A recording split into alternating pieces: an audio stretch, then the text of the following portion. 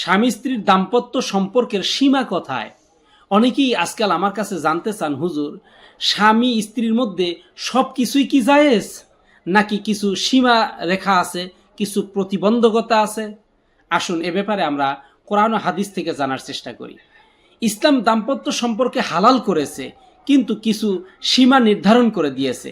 এ ব্যাপারে মহান আল্লাহ রাব্বুল আলামিন পবিত্র কালামুল্লাহ শরীফের 2 নম্বর পারা 2 নম্বর সূরা বাকারার 223 নম্বর আয়াতে কারিমার ভিতরে ইরশাদ করেন, নিসাউকুম হারসুল লাকুম ফাতু হারসাকুম আন্না শি'তুম। আমার আল্লাহ রাব্বুল আলামিন বলেন, তোমাদের স্ত্রীরা তোমাদের জন্য শস্য ক্ষেতের মতো, তোমরা যেভাবে ইচ্ছা তাদের কাছে আসতে পারো, তবে অবশ্যই শরীয়তের সীমার মধ্যে।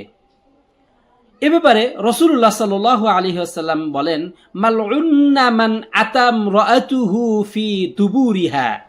রাসূলুল্লাহ সাল্লাল্লাহু আলাইহি ওয়াসাল্লাম বলেন, যে ব্যক্তি তার স্ত্রীর সাথে নিষিদ্ধ পথে মিলিত হয় সে অভিশপ্ত, তার প্রতি লানত।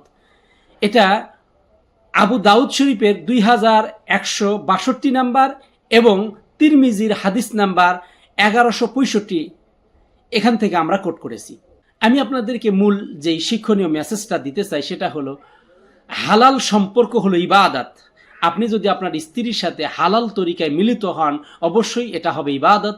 আর যদি আপনি সীমা লঙ্ঘন করেন, আপনি যদি নিষিদ্ধ পথে গমন করেন, অবশ্যই এটা গুনাহের কাজ। এজন্য অবশ্যই এই কাজগুলো সংযত হতে হবে, অবশ্যই শরীয়তের সীমারেখার মধ্যে ব্যবহার করতে হবে।